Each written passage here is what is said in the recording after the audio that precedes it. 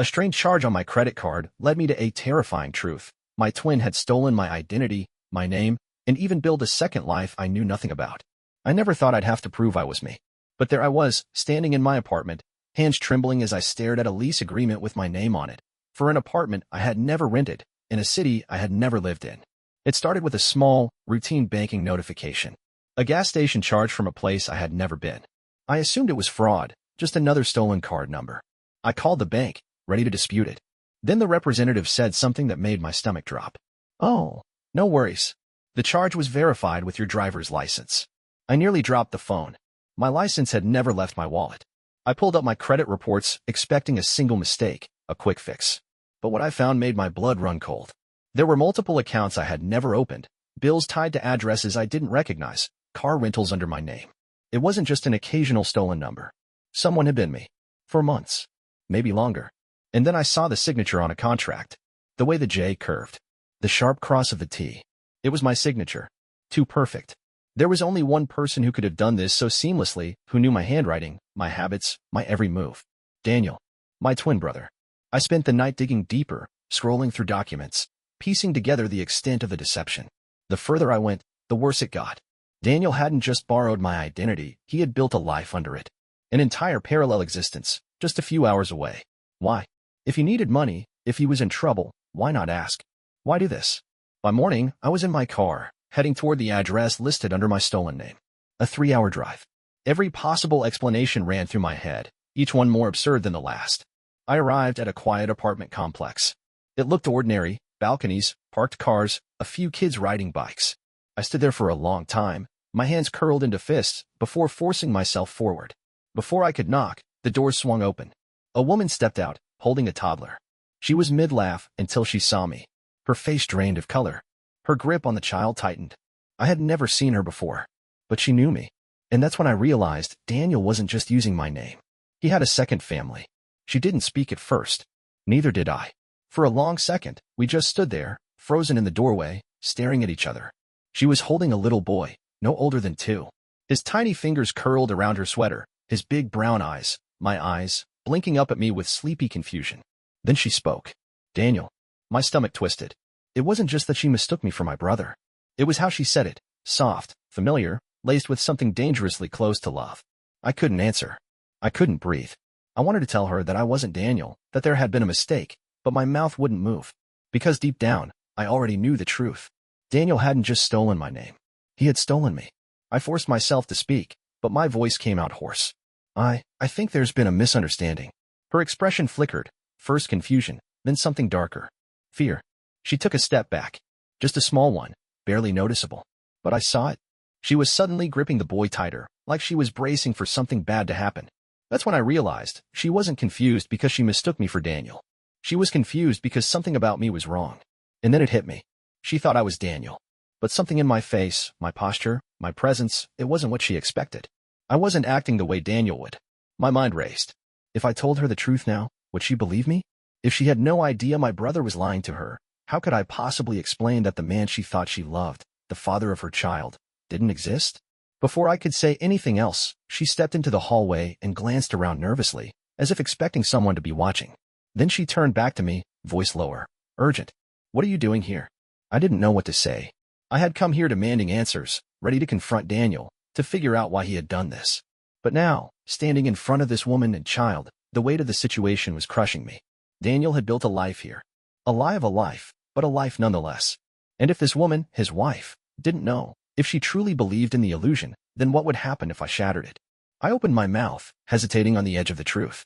And then, just over her shoulder, I saw movement inside the apartment. A picture frame on the wall. A family photo. Her. The child. And standing beside them, smiling Daniel. But not just Daniel. Daniel as me. Wearing my clothes. My haircut. Even posing the way I would in pictures. I felt the blood drain from my face. This wasn't just identity theft. This was erasure. And then she said something that sent ice through my veins. You can't be here. If he sees you, she stopped herself, looking more afraid than before. My pulse pounded in my ears. If he sees me, what? The question barely had time to form before I heard footsteps behind me. Someone was coming up the stairs. And I knew, before I even turned around, that it was him. I didn't turn right away. My whole body locked up, every nerve screaming that I was standing at the edge of something dangerous, something irreversible. The footsteps slowed, and then I heard his voice. "What the hell are you doing here?" "Daniel." I turned, and there he was, my twin, my mirror, my betrayer. For a split second, I almost didn't recognize him. It wasn't just the shock of seeing him here, in this life he had stolen, it was the way he carried himself. He wasn't me, not really, but he had studied me. I could see it in his posture, the way he stood just like I did. His weight shifted slightly to the left.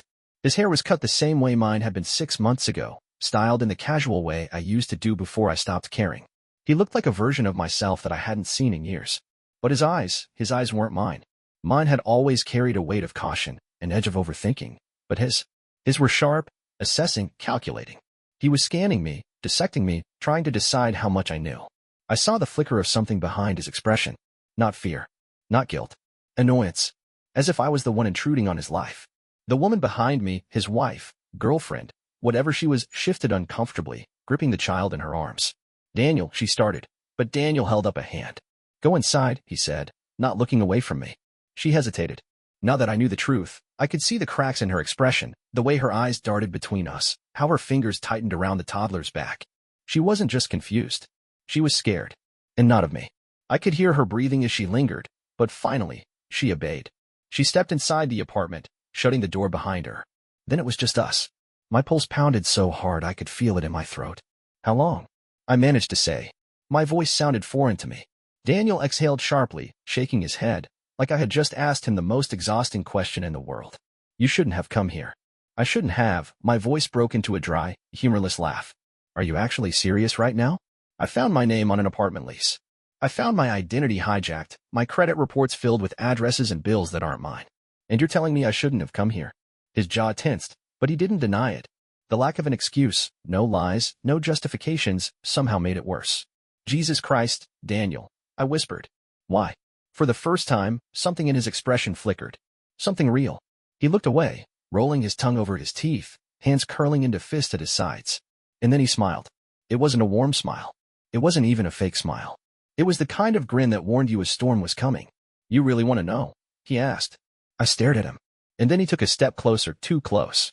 I could feel the heat coming off his skin, the weight of something unspoken pressing into the space between us. "You're not gonna like the answer," he murmured. I didn't blink. I already hated it. But nothing could have prepared me for what he was about to say next. The moment stretched between us, heavy with unspoken words. Daniel stood still, his expression unreadable, as if deciding how much to reveal. His presence felt wrong, too familiar yet impossibly distant, as if I were staring at a warped version of myself. A slow realization settled in. He had spent months, maybe years, perfecting this. Adopting my mannerisms, my habits, my entire identity until it fit him like a second skin. Every detail had been rehearsed, every signature copied with precision. This wasn't an impulsive mistake. He had chosen this. The weight of his deception crushed any lingering hope for an innocent explanation. He had rewritten his life using mine. And the worst part was the ease with which he had done it. There was no fear in his eyes, no guilt. Instead, there was something darker. A flicker of irritation, as if my presence was an inconvenience rather than an accusation. My mind raced through the possibilities, trying to grasp his motive. The past sharpened in my memory, years of feeling like I had to work twice as hard while he shrugged off responsibility. Daniel had always searched for shortcuts.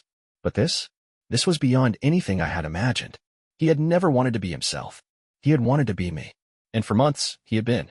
The apartment, the bills, the fabricated life, they all pointed to something bigger than identity theft. He had slipped into my skin so seamlessly that no one had questioned it. Not the banks, not the landlords, not even the woman inside. And she had looked confused. Not because she didn't recognize me, but because something in my expression had been wrong.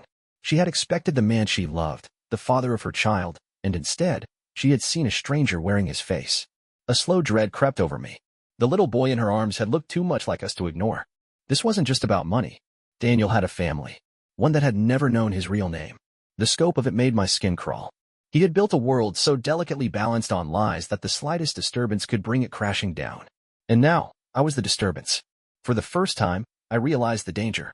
He had everything to lose. He had blended so completely into this alternate life that he couldn't afford the truth to come out. And standing here, forcing him to acknowledge what he had done, made me a problem that needed to be dealt with. Then something cold settled into his expression. His face was mine, but his eyes were something else entirely. A slow, gnawing unease built in my chest as I realized what he was thinking. If I exposed him, I would not walk away unscathed. Because he had something on me. And whatever it was, he was ready to use it. A cold, sinking feeling settled deep in my gut. The way Daniel looked at me, assessing, calculating, told me everything I needed to know. He wasn't afraid of being exposed. He had already planned for this moment. The weight of that realization pressed down on me. If he had spent months, maybe years, weaving this deception, then he had prepared for the possibility that I would find out. He had a counterattack ready. And now, standing face to face with me, he was deciding whether to use it. My presence here had forced his hand. If I walked away and stayed quiet, he could keep his stolen life intact. But if I exposed him, he would retaliate. I wasn't naive enough to believe he was bluffing. Daniel had something on me. My mind raced through every mistake, every bad decision I had ever made. But I came up blank. There was nothing I had done, nothing criminal, at least, that could compare to what he had built here. Yet, he looked so confident, so sure of himself. It meant one of two things. Either he was bluffing and betting on my fear, or he had created something, twisted the truth, planted evidence, spun a lie that could ruin me. And if he had gone this far, what was stopping him from taking it further? A quiet rage built inside me. He had taken my name, my life, and now he was threatening me with secrets I didn't even know existed. But I wasn't going to let him win. I had a choice. I could turn around and let him keep living this stolen existence, or I could dig deeper. I could find out exactly what he thought he had on me, rip his lies apart, and take my life back. The thought of leaving made my skin crawl. I couldn't walk away. Not with my name attached to an identity I didn't own. Not with a woman and child in that apartment, believing in a version of me that had never existed. And especially not with Daniel standing there, waiting for me to fold. This wasn't just about exposing him anymore. It was about making sure I survived whatever came next.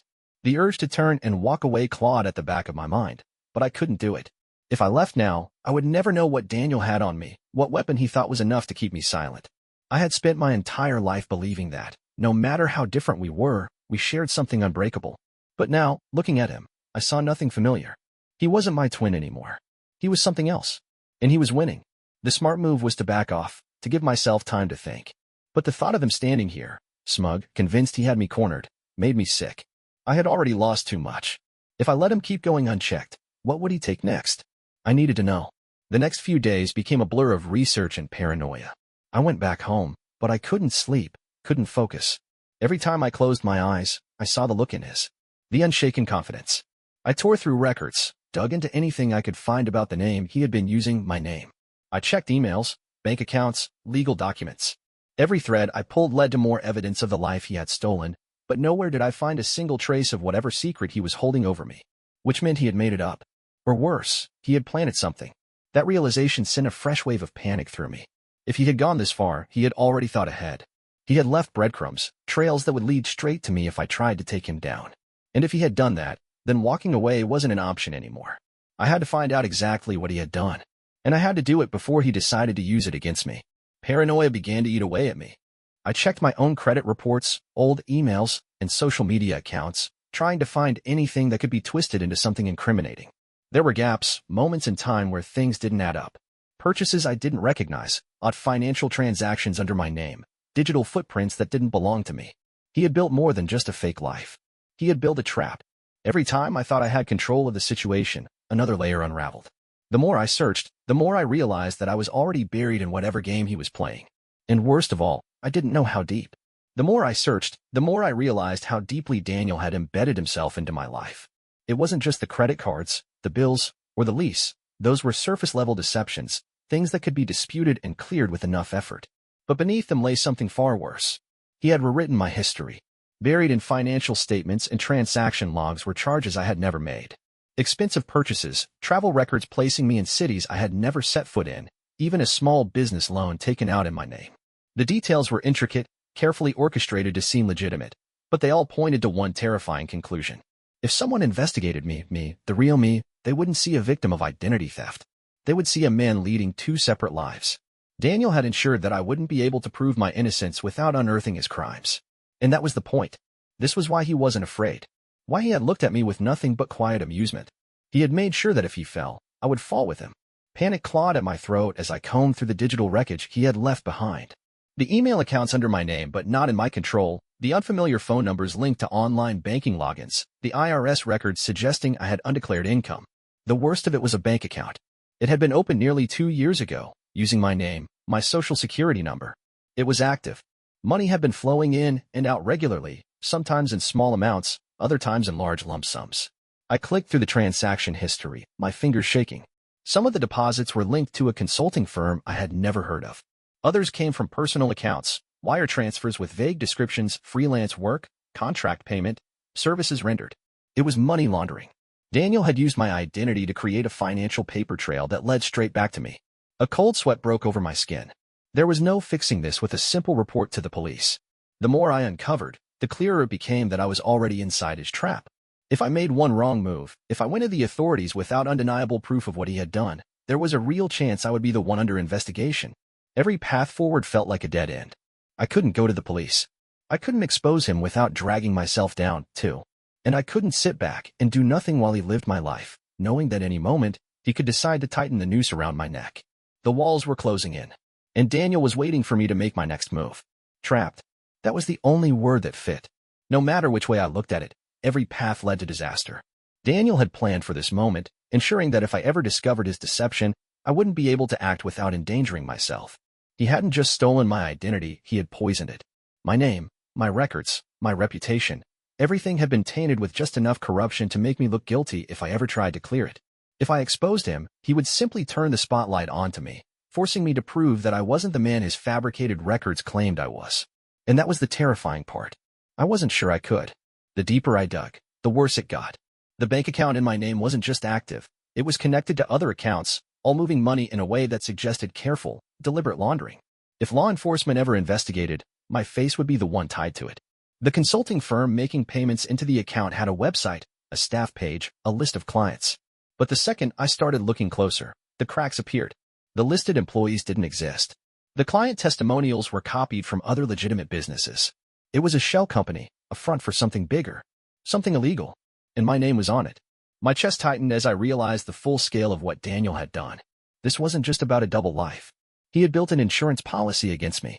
If I went after him, I'd be dragging myself into a legal nightmare. If I went to the police, they would see financial records linking me to criminal activity. Even if I swore on my life that I wasn't involved, the evidence would say otherwise. I could already picture the investigation, federal agents poring over documents, questioning me, finding my name on transaction logs. They wouldn't need Daniel. They had me, and he knew it. That's why he had been so calm. Why he had barely reacted when I confronted him. He had left me with no options. I sat in front of my laptop, scrolling through fraudulent records that had been meticulously crafted to ruin me. My pulse pounded in my ears. My fingers hovered over my phone, itching to call someone, anyone, for help. But who could I call? The police? Useless. I'd be a suspect the moment I stepped into a station. A lawyer? Maybe, but the moment I involved one, the trail Daniel had laid out would start tightening around me. Every step I took felt like it would only sink me deeper into the mess he had created. I clenched my fists, the frustration boiling inside me. I couldn't just sit here, waiting for the inevitable. If I couldn't go through the system, I had to find another way. I needed leverage. If Daniel had built this trap for me, I had to tear it apart from the inside. And that meant going back. To his stolen life. To the people who thought he was me. If there was any weakness in his plan, any proof that I wasn't the one behind this, I would find it there. I had no choice. I had to step into the life he had built. Going back felt like stepping into a nightmare I couldn't wake up from. Daniel had done more than steal my name. He had become me, and the only way to unravel his lies was to walk through the world he had built. The apartment complex stood just as I had left it, ordinary and unassuming, yet holding the weight of something much darker beneath its surface. I parked down the street, heart pounding, scanning the lot for his car. It wasn't there. That gave me time. Stepping inside the building sent a wave of unease down my spine. I wasn't supposed to be here, yet my name was on the lease. My face was the one people would recognize. And that terrified me more than anything. I reached his door, hesitating for just a second before knocking. The pause felt like an eternity, but then, slowly, the door opened. She stood there again, the woman I had seen before. This time, she didn't look confused. She looked wary, as if she had spent the past few days questioning everything. I didn't give her time to slam the door. I stepped inside, feeling the weight of the space around me. The living room was filled with framed photos, memories that weren't mine. Pictures of Daniel with her, with the child, smiling as if he had built this life from something real. I forced myself to stay focused. This wasn't about her or the child. It was about Daniel and whatever he had left behind that could expose him. She spoke, her voice guarded, but I didn't let her words distract me. I scanned the room, searching for anything, any clue, any document, anything he might have hidden. The desk in the corner caught my eye. Bills stacked neatly, letters addressed to my name in careful handwriting. I stepped closer, flipping through them, my stomach twisting at the sight of loan approvals, business contracts, all tied to Daniel's fraudulent life. Then I saw it. A folder, slightly out of place beneath the stack. I pulled it free, my breath catching as I read the first page. It wasn't just financial records. It was a backup plan. A document listing fabricated emails, altered legal papers, everything Daniel had crafted to frame me if he ever needed to shift the blame. He had planned for this moment. He had planned for me. My hands clenched around the folder. This was it. Proof of his deception, proof of the lengths he had gone to. But taking it wouldn't be easy. If he found out, he would know I was getting too close. And that meant I had just made myself his biggest threat. The folder in my hands felt heavier than paper should. This was more than evidence. It was my only chance to reclaim my life. Every forged document, every fabricated email, every manipulated financial record was laid out in careful detail. Daniel had built this as a safeguard, a way to pin everything on me if he ever needed an escape. But now, it was mine. I didn't have time to hesitate. I shoved the folder into my jacket and turned toward the door, but before I could move, the woman stepped into my path. Her face was unreadable, her eyes flickering with something between confusion and fear. She had been watching me the whole time. She knew something was wrong. My heart pounded as I brushed past her, barely able to breathe. Every second spent in this place felt like another step closer to disaster. I needed to leave before Daniel returned. I made it to the door. And then I heard footsteps. Heavy. Familiar. Daniel. The door swung open before I could react, and there he was. His expression barely flickered, but I saw it. The shift, the brief moment of recognition that I had found something I wasn't supposed to. The air between us thickened, charged with silent hostility. I tightened my grip on the folder, feeling his eyes drop to my jacket. He knew. For the first time, the confidence in his posture wavered. He had spent so long controlling the game. But now, I held the only thing that could destroy him. For a brief, terrifying second, I thought he might lunge at me, try to take it by force. But then, something in him shifted. His expression darkened, lips curling into something between amusement and warning. He didn't need to fight me. Not yet. Because he still had his leverage, the tangled mess he had left in my name, the financial traps, the carefully laid deception that would turn me into the villain if I made the wrong move. But I wasn't going to let him win. Without a word, I pushed past him and walked out the door. My legs felt numb as I forced myself down the stairs, out of the building, into the open air. Every step was a declaration. I wasn't running. I was taking back what was mine. This wasn't over. But for the first time, I had the upper hand. Daniel had spent years becoming me. Now, it was my turn to destroy the man he had become.